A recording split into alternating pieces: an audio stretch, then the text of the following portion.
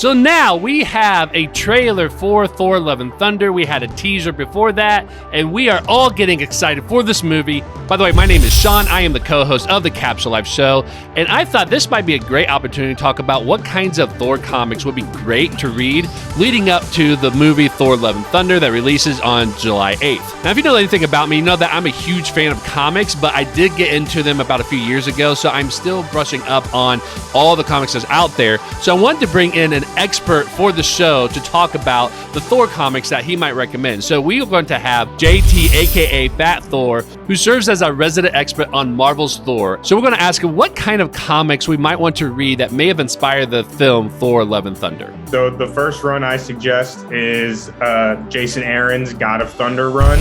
And it's a long run, so I would specifically recommend issues 1 through 11. That's going to take you through the God Butcher arc, which is going to be all about Gorr, his origin, kind of what he's about. And then that's also going to take you through the God Bomb arc, which is going to be kind of the conclusion of kind of Gorr's plan through the arc. And that is going to give you 3 different Thors, one from the future, one from the past, and one from the present, all coming together to battle Gorr and to kind of put a stop to his plans.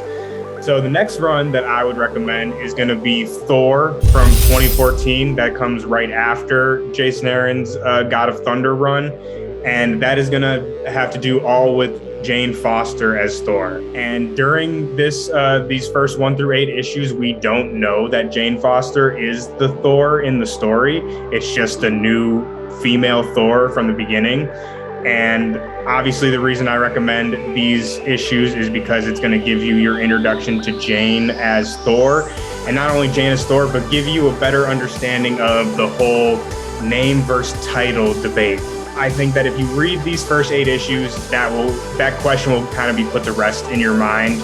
It obviously is a name, but it can also be a title that is held by someone who is worthy. Next run that I would suggest after Thor 2014 is the Mighty Thor, which is kind of the same run, but it is technically 2 different titles, which is why I recommend them separately. And that is going to give you a lot more of Jane as the Mighty Thor, because like I said, in the 2014 run, you don't really know that it's Jane Foster as Thor until the very end.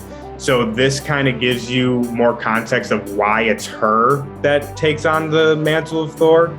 And basically, you know, she develops cancer. And in this run, you learn that when she picks up Mjolnir, it cures her cancer. So while she's Thor, she no longer has cancer.